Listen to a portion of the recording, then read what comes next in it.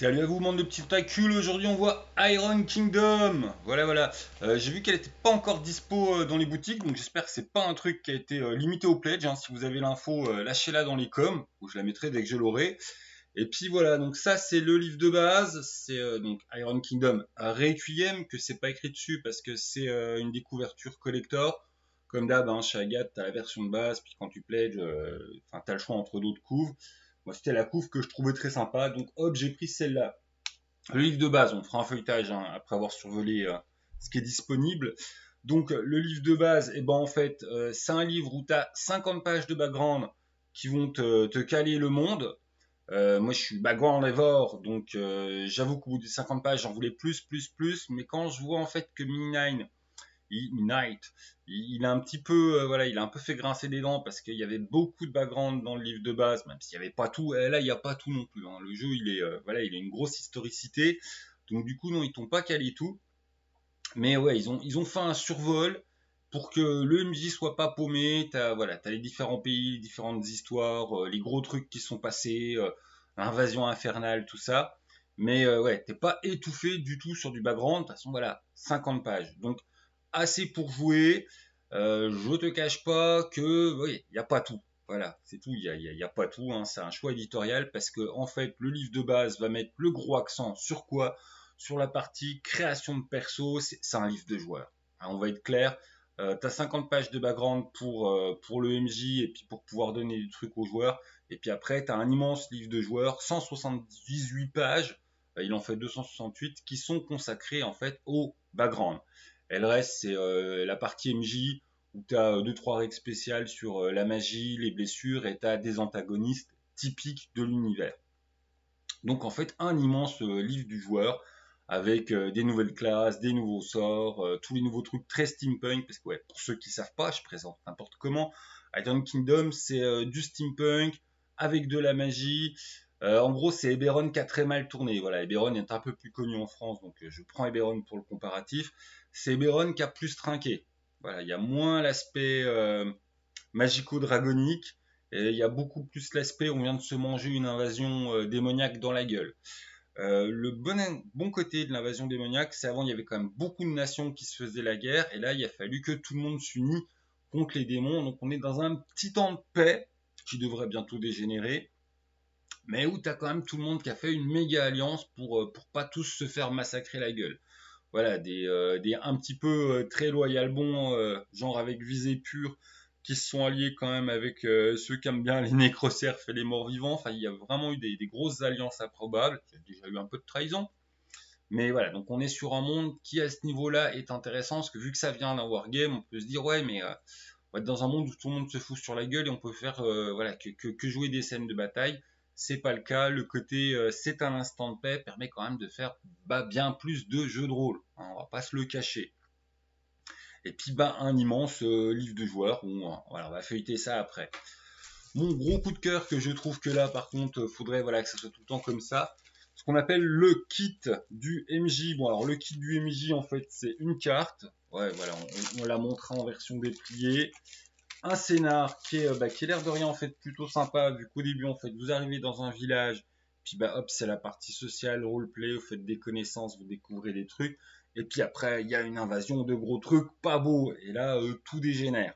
Avec t'as une immense carte, ouais, je vous la montrerai en déplié au moment caméra, et t'as l'écran. Et ce qui est bien, c'est que l'écran en fait, bon, forcément il y a le côté oh c'est un écran d'Iron Kingdom, donc on te montre des trucs typiques du jeu.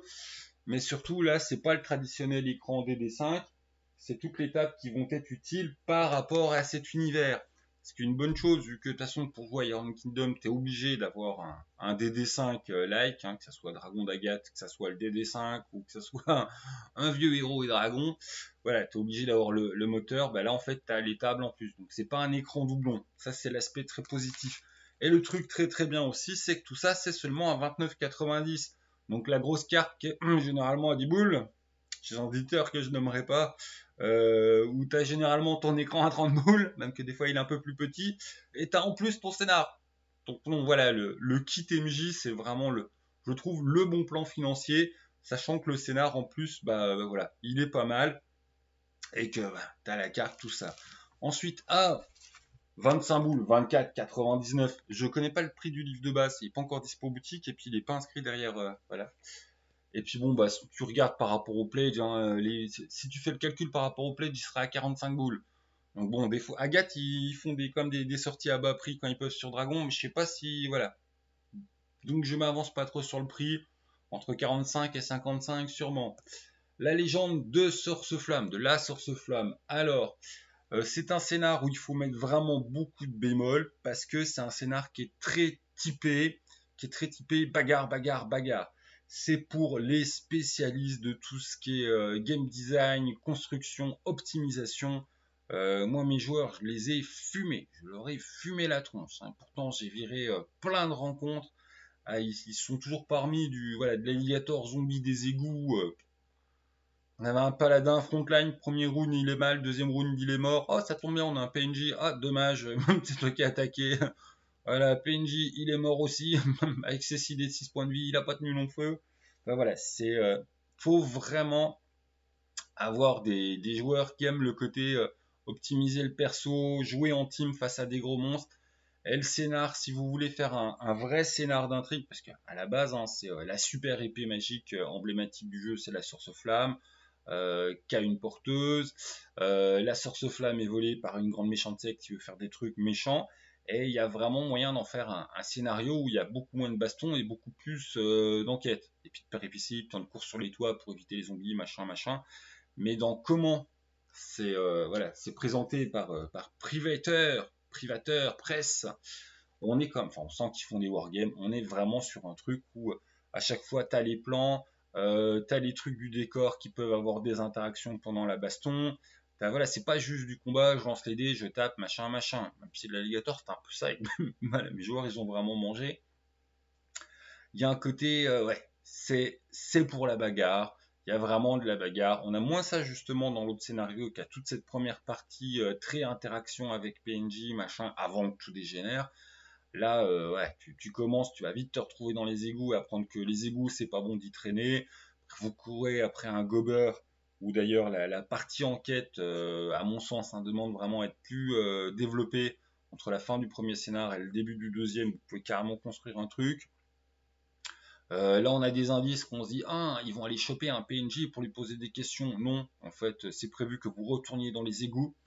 Mais pourquoi? Vos joueurs viennent d'apprendre que les égouts, c'est la mort.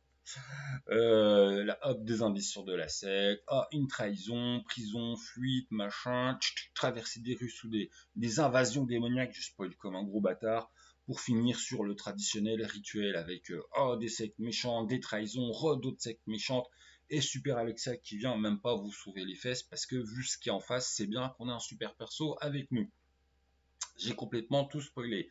Mais au final, voilà, dans le scénar, hop, comme tu vas le choper, tu vas prendre ton pied si tu aimes jouer avec des tokens en enchaînant les scènes de baston et que ça vous dérange pas que votre soirée ce soit 3 combats.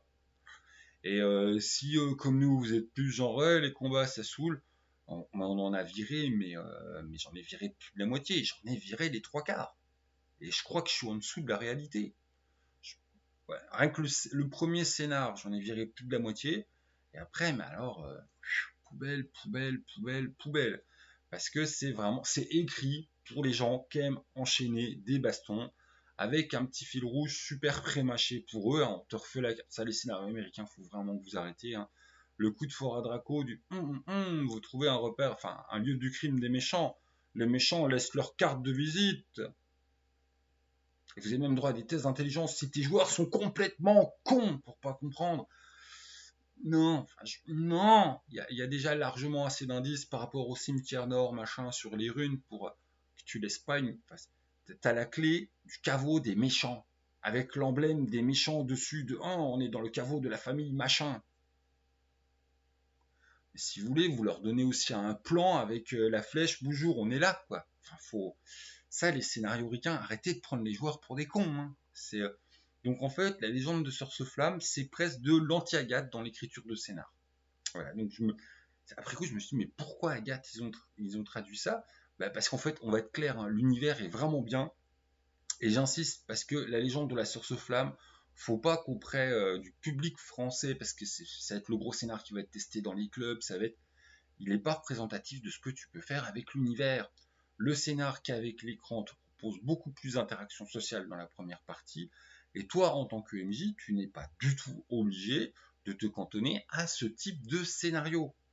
Donc, je pense que pour un public français, La Légende de la Source Flamme a besoin d'être réécrit. Moi, je l'avais pas assez réécrit, alors que j'ai déjà modifié des trucs. Il faut vraiment plus le réécrire en fond. Et pour un public français, il s'adresse quand même très majoritairement aux voilà, les amateurs de wargame. Ce qui, bah, du coup, hein, voilà, Cédric, mon maquettiste, se foutait de ma gueule en faisant, mais parce que lui, il le défend, en disant bien, mais putain, mais c'est tiré d'un wargame. Enfin, c'est voilà, ils se sont calés par rapport au public et aux amoureux du jeu d'origine. Et c'est vrai on faisait le bilan hier soir, il y a un côté un peu HeroQuest, quoi. C'est le scénar est un petit fil rouge qui a besoin d'être énormément développé. Et sinon, bah, c'est ça, c'est de l'HeroQuest où tu vas jouer avec tes figurines, enchaîner plein de bastons. Donc, je dis pas du tout qu'il est mauvais, je dis qu'il était vraiment pas en fait pour moi et pour ma table. Voilà, j'aurais pas dû proposer ça à mes joueurs. J'ai refait mes bidouilles, je m'en suis pas, voilà, j'ai pas assez bien sorti. J'aurais dû faire beaucoup plus de bidouilles, mettre au minimum les trois quarts des bastons à la poubelle, et puis plus voilà, développer tout l'aspect scénar qui existe, mais qu'il faut plus le développer. À la fin du premier scénar et dès les indices du début, petits joueurs n'ont rien à foutre à aller retourner dans les égouts. Des joueurs avec un cerveau vont aller se payer voilà, la sœur machin. Et là, bah, faut carrément créer de la scène, quitte à faire ah, mais vous n'avez pas le niveau social pour aller l'attraper. Ouais, mais vu les indices qu'il y a, puis les témoignages qu'il y a, hein, parce que vous avez du témoignage de son niveau social. Enfin bon, il y a besoin il y a besoin de le réécrire pour des gens qui aiment plus justement des scénars au goût Agathe. Après, si vous aimez les scénars à l'américaine, avec plein d'enchaînements de bastons, si vous aimez jouer sur des VTT avec les cartes de combat et que vous aimez cet aspect vraiment stratégique sur ce combat, et puis j'interagis avec les machins, et puis là, oh, faut qu'on pense à ça, à tel round, enfin, un côté jeu vidéo, un côté wargame, ah, vous allez prendre votre pied, c'est du scénar pour vous. C'était pas du scénar pour moi du tout. Voilà, c'était pas du scénar pour ma table, surtout je joue en Discord, rien à foutre, on blabla. C'est voilà. Donc du coup, j'insiste à mort, hein, alors que oui, c'est vraiment, je veux vraiment spécifier pour qui est ce scénar, et si vous faites pas partie de ça, il faut le réécrire pour vous, pour que ce soit un scénar plus enquête avec beaucoup moins de bagarres. Il y a moyen, mais il faut du travail pour le MJ. Donc voilà, la légende de Source Flamme pour un public très spécifique. Et sinon, boulot pour le MJ. L'écran, c'est vraiment le bon plan. Je trouve que pour 30 balles, t'as un vrai écran, t'as un vrai scénar, t'as une vraie carte. Donc rapport qualité-prix légèrement imbattable. Et le livre de base, bah, le livre de base, je vais mettre la pause pour vous le montrer. Comme ça, je prépare ma table et je vais vous montrer aussi les cartes. Parce qu'il y a des cartes, mais bon, voilà, vous avez des cartes de sort, des cartes de machin. T'as un aspect technique, puis t'as un aspect dessin. L'intérêt, c'est quand même un petit peu de montrer aussi les dessins. Donc voilà, le premier pack, c'est le pack PNJ monstre, enfin le premier deck. Donc en fait, vous avez tous les PNJ et monstres de la Source Flamme. Attends, ça bouge, c'est dégueulasse, c'était calé avec un dé. Donc on a tous les PNJ, on a tous les monstres. Et puis bah, par exemple, hop, la brute de gang, comme ça je monte pas les boss. T'as tous ces traits. Hop, le petit PNJ sympathique qui est mort hier soir. Bon, non, on monte pas les boss. Voilà, tiens, la némésis de mes joueurs qui leur a fait très mal hier. Donc, tu as le petit dessin et puis tu as toutes les caracs. Donc, vous voyez le principe. Il y en a 35. Donc, il y en a tout plein. Bien préciser que ce sont tous les PNJ et les monstres rencontrés dans la légende de la Source Flamme. Ta ta ta ta. Donc maintenant, ça c'est le deck de Mecha Magie. Donc il y a 41 cartes. Je le trouve plus sympa, même si il y a un côté il est moins utile, tout simplement parce que tu as un joli dessin d'un côté, et puis de l'autre, tu as toutes les caractères techniques. Et oui, c'est que du stuff. Et c'est le stuff spécifique un peu à Iron Kingdom, la Mecha Magie. Hop, il y en a tout plein, je vous les montre. Voilà. On a du beau dessin.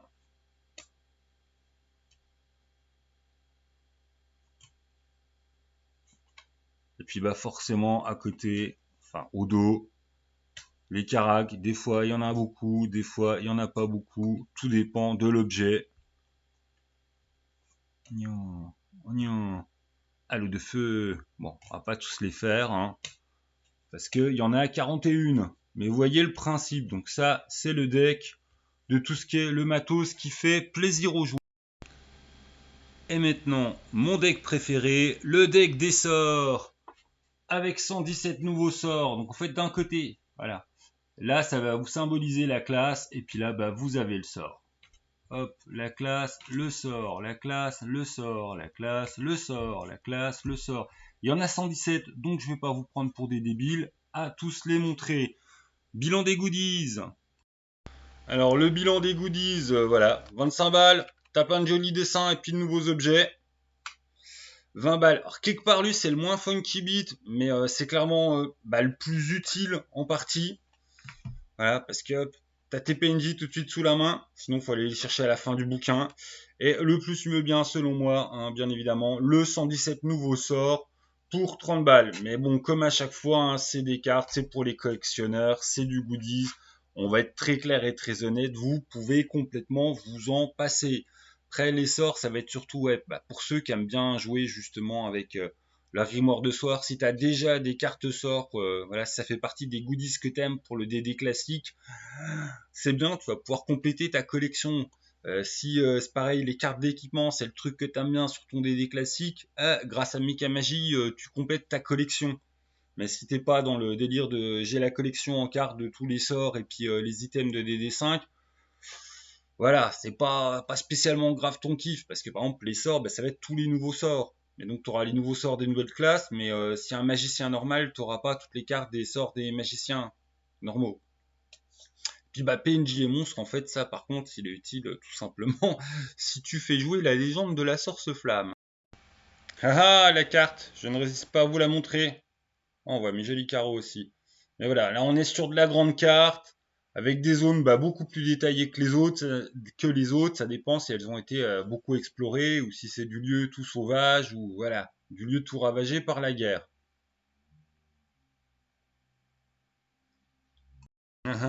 Et ça bombe à l'écran, je vous le remonte parce que je l'aime bien. Puis je trouve du coup, il montre bien l'ambiance spécifique d'Iron Kingdom, avec ses méchants morts-vivants, ses méchants infernalistes, et puis le genre de perso qu'on a. Donc ouais, effectivement, on vous l'a dit, c'est steampunk, t'as des magiciens pistoliers, héros, t'as de la grosse bestiole, ça me rappelle un paladin qui est mort dans les égouts. Et puis voilà, sinon on a du nain classique, enfin, c'est un mélange, c'est steampunk.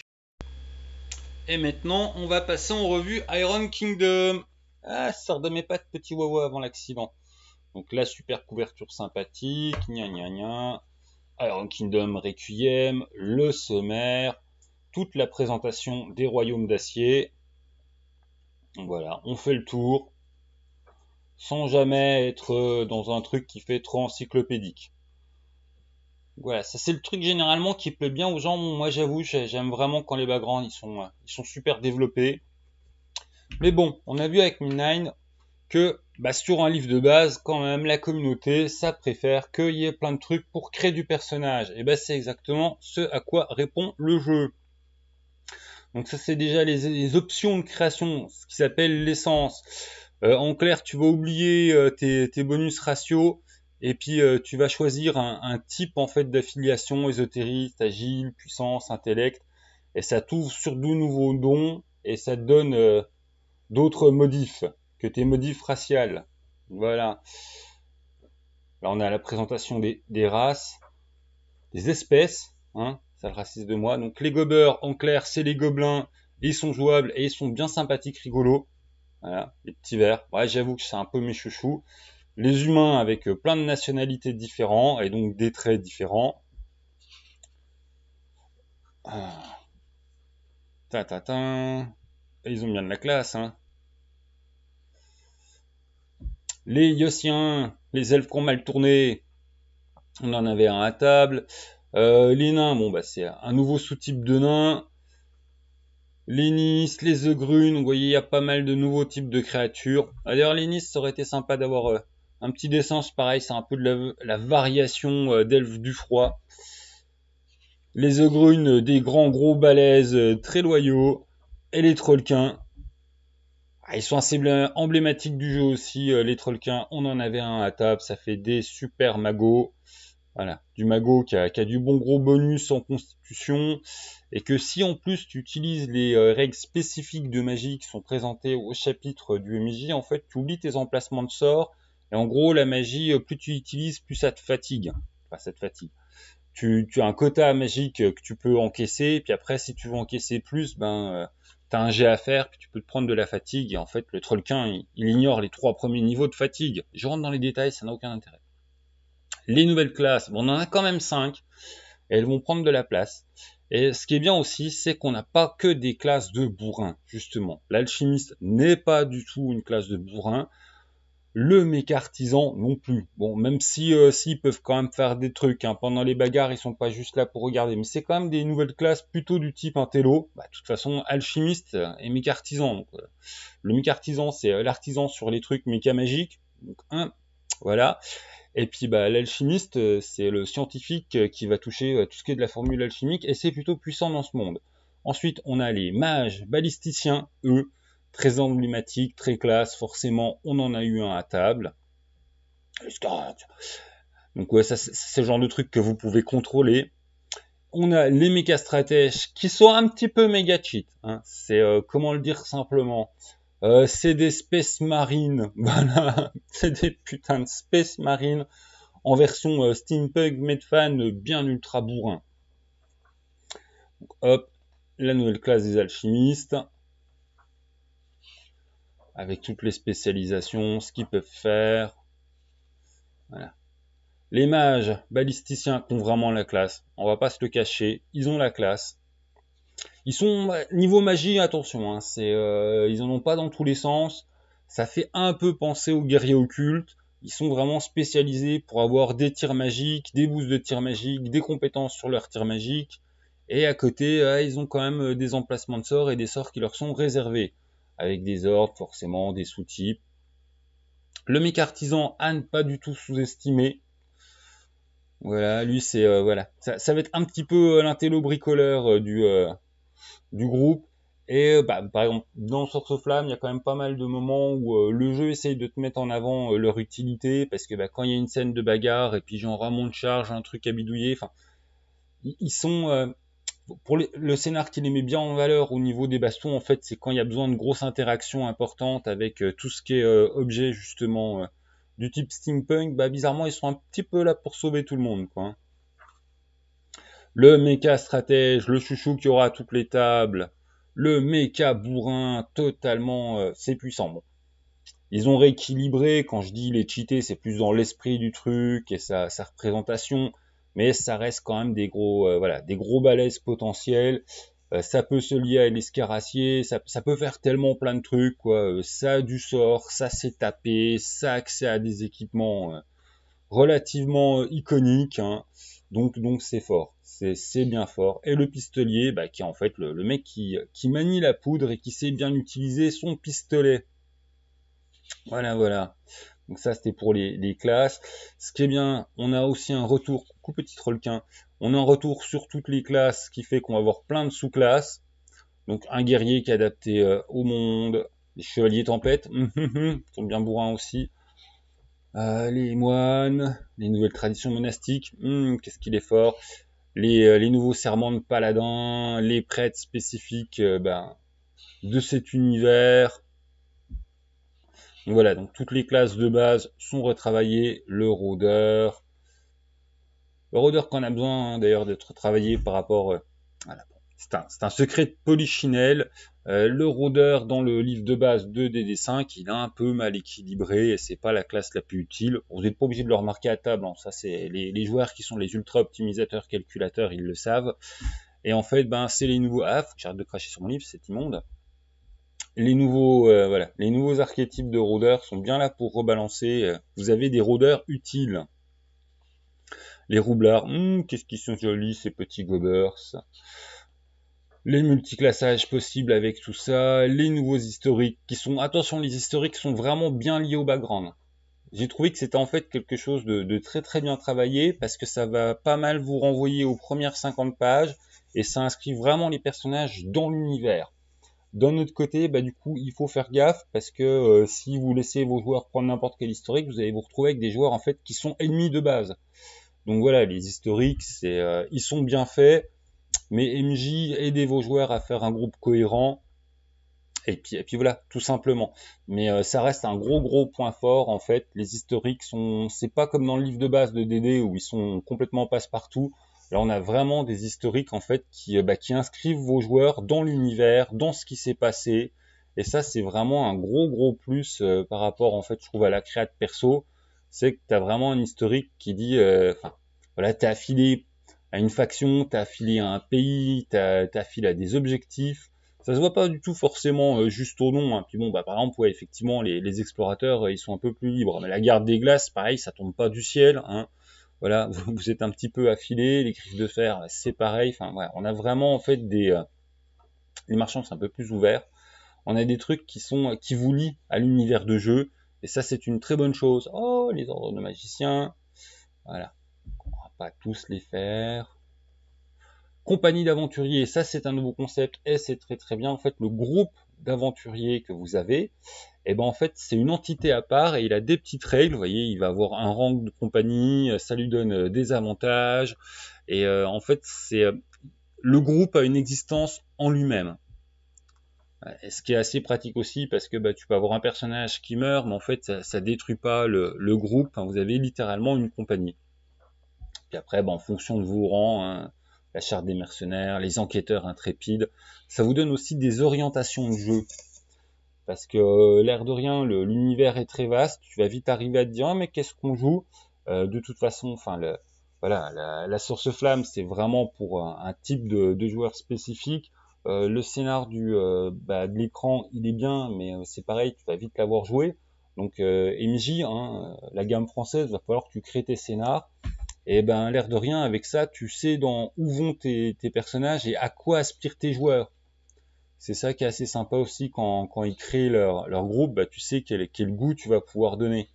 Forcément, hein, s'ils veulent un groupe de justiciers, c'est pas la même chose que s'ils font un équipage pirate, un hors-la-loi et compagnie. Et ça, c'est vraiment un petit, l'ordre arcanique, c'est vraiment un petit plus qui va vous permettre de bien typer vos parties. La magie, avec tout plein de nouveaux sorts. Bon bah, je vous l'ai dit, hein, le deck, il y a 117 nouveaux sorts. Donc voilà, hop. L'équipement de méca magie, bah c'est pareil, hein, t'as le deck qui va avec, mais t'as plein de nouveaux objets qui sont, on va être clair tout de suite, c'est du steampunk. C'est vraiment, ça vous donne le goût du monde. J'avoue que d'habitude, la case matos, c'est un peu un truc dont je me fous. Hein. On a à peu près tous les mêmes dans les jeux de Medfan. T'as la grosse question, c'est est-ce qu'il y a de la poudre ou pas? Rien que ça type à fond à ton jeu de Medfan de base. Là, ça va beaucoup plus loin. Hein. Voilà, la Mika Magie, hein, on tombe dessus. Il y a vraiment pas mal d'options technologiques qui vont être mises sur la table. Et un groupe qui est bien équipé va faire vraiment la différence avec un groupe mal équipé. Voilà, c'est pas du petit détail. Et quelque part, ben c'est de l'objet magique, mais c'est beaucoup plus abordable. Enfin, dans un truc de Medfan, au MJ de voir est-ce que tu fais du low magie, du high magie, du machin. Là, en fait, l'univers lui-même te dit il y a beaucoup d'objets comme ça. Enfin, c'est la base de cet univers, de toute façon. Donc, tu as une forme d'objet magique assez répandue. Le Scaracier, bonjour, je suis bien emblématique, je suis bien puissant, je suis une grosse machine contrôlable, bien violente. Voilà, et tu as des classes qui peuvent les contrôler. On dirait du Dreadnought, je ne sais pas plus comment on dit.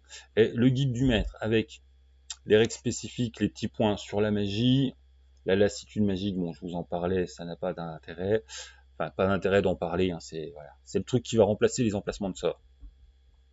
Le petit tableau des blessures graves, les points par rapport aux autres races qu'on a habituellement, il y a des choses spécifiques. Le fiel, ça c'est un truc, il y a des thématiques qui sont particulières à l'univers, hein, à la cicatrice Cain. Donc on a des gros méchants qui traînent sur le monde, le fiel dragonique. Ah oui, alors les dragons sont totalement surpuissants, surcheatés. Et c'est pas du tout bon quand ils sont dans le coin. Ils ont une zone de corruption qui est en kilomètres, ils te détruisent la réalité. C'est un peu la fête. Là, quand vous aurez tué un dragon, vous pourrez vous la péter. Et bonne chance. Hein. Rien que s'approcher, c'est... voilà. À la fin de chaque minute qu'une créature passe dans le repère d'un dragon, elle doit réussir un jet de sauvegarde de constitution DD 17 ou subir 55 d'ID 10 dégâts, du même type que ceux infligés par le souffle. C'est pas quand tu fais la bagarre avec, c'est rien que quand tu traînes dans son antre, tellement son aura de corruption, elle détruit tout. Donc oui, les dragons, c'est pas du petit dragon. Les passerelles infernales, voilà, il y a eu une invasion démoniaque, donc il reste des ponts, même si les gentils, ils ont foutu les infernalistes et puis tout ce qui était démoniaque dehors, il reste il y a des tours à certains endroits où les démons guettent, et puis là, on a plein de profils de créatures,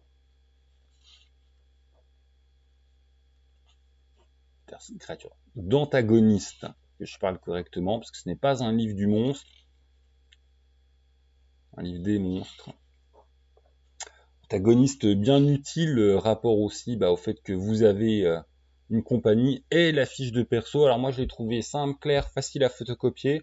Mes joueurs ils ont un peu fait ouais mais on a un super beau bouquin et puis en fait on a feuille très blanche, très neutre. Ah, c'est pas faux, voilà. On a une feuille quand même très bien blanche, neutre, machin. Moi je trouvais ça sympa parce que je privilégie la praticité et puis bien se repérer sur une feuille. Mais voilà, j'ai certains de mes joueurs qui auraient préféré plein de trucs de steampunk et puis des flingues partout. Bon, de toute façon, les feuilles de perso, ça c'est le genre de truc, ils vont en avoir 150 000 sur internet. Et l'index. Donc voilà, le bilan, c'est qu'il est bien fait, que c'est pas un côté encyclopédique étouffé dans le livre de base. Hein. Tu as une bonne présentation, un bon survol avec les 50 pages. Et c'est un immense livre de création de perso avec tout ce qu'il faut pour avoir un perso en fait qui tient la route et qui a le goût des royaumes d'acier. Donc pour bien jouer à Iron Kingdoms, voilà, avec les races spécifiques de l'univers et les classes spécifiques de l'univers. Tout ça motorisé sous DD5, tout simplement. Donc je trouve que c'est une belle réussite, même si personnellement mon bémol, c'est par rapport à la légende de la source flamme. Non pas que c'est mauvais, mais que c'est très spécifique par rapport à quelle catégorie de joueurs, à qui ça s'adresse. Ma phrase n'était pas française, mais je pense que vous avez compris. Et si vous êtes plus du genre à aimer les intrigues et puis tout ça, va falloir en réécrire une bonne partie, ou plus précisément, va falloir mettre plein de rencontres à la poubelle parce que vos joueurs n'y survivront pas. Moi, les miens, ils se sont fait dégommer la tronche. Et il va falloir recréer, en fait, développer, en fait, voilà, pas recréer, il faut développer certains trucs qui sont un peu expédiés à la va-vite. Genre, début du scénario 2, faut trouver un gobeur que t'apprends son existence à la fin du scénario 1, hop, tu popes directement devant son antre. Bon, moi j'ai construit un petit truc du genre justement enquête, comment le retrouver, tout ça, quoi. Tu fais carrément du mini-scénar en plus à rajouter. Voilà, il y a un PNJ à un moment, ça tient pas compte que les joueurs vont crever d'envie d'aller le choper pour aller lui poser des questions. Enfin, voilà, il y a des petits, je trouve des petites failles dans la scénarisation qui demandent d'être retravaillées par le MJ pour faire plus un scénar justement où on est moins dans HeroQuest et on est plus dans du jeu de rôle où il y a du rôle. Je sais que certains ils trouvent qu'il y a du rôle dans la bagarre, hein, puis c'est pas du tout une mauvaise école. Hein. Grumpf me tirerait les oreilles et dire non, mais une bagarre, ça peut être l'occasion aussi de roleplay. Mais voilà, c'est quand même très très orienté la bagarre. Et le super bon plan, je veux dire, si vous aimez Iron Kingdom, l'écran, le kit de l'écran, c'est vraiment... là, je trouve qu'ils ont vraiment bien géré tout ça à 30 balles, t'as ton écran, t'as ta carte, t'as ton scénar qui va avec. C'est vraiment le super bon plan. Donc, un livre de base qui remplit bien sa mission de livre de base, quasiment Iron Kingdom, livre du joueur, intro à l'univers, et puis des éléments pour que le MJ il puisse, il puisse créer des aventures. L'écran qui est bon, je vais arrêter de le répéter, mais moi je trouve que c'est vraiment le. Voilà. S'il y a que deux trucs à prendre, vous cherchez pas à comprendre. Hein. Livre de base, écran. Voilà, c'est pas plus compliqué que ça. Moi j'étais très hypé par Source Flamme parce que bon voilà, j'ai joué la première trilogie dans ma jeunesse et j'avais pas souvenir que c'est autant baston. Après bon voilà, c'était il y a longtemps. Et là, en fait, on a un retravail qui est quand même très orienté sur les joueurs qui sont fans de wargame et de stratégie de baston. Et pour eux, c'est vraiment, pour eux, c'est vraiment bien construit avec un gros niveau de difficulté, un vrai défi. Si vous êtes plus sur, voilà, nous on veut de l'enquête, on n'a pas pris qu'une super équipe de méga cogneurs, vous allez vous faire déchirer la tête. Voilà. Et ben c'était la présentation d'Iron Kingdom. J'espère que en tout cas pour tous ceux qui aiment de toute façon le steampunk en cinquième édition, ben on n'a pas Eberron en français, donc on va être clair. De toute façon, il n'y a que Iron Kingdom qui est là pour vous. Et puis Iron Kingdom, livre de base, ben, je trouve que c'est plutôt une réussite. Et puis voilà. Et puis voilà. Donc MJ, sortez vos crayons, creusez-vous le cerveau, faites des belles aventures pour vos joueurs.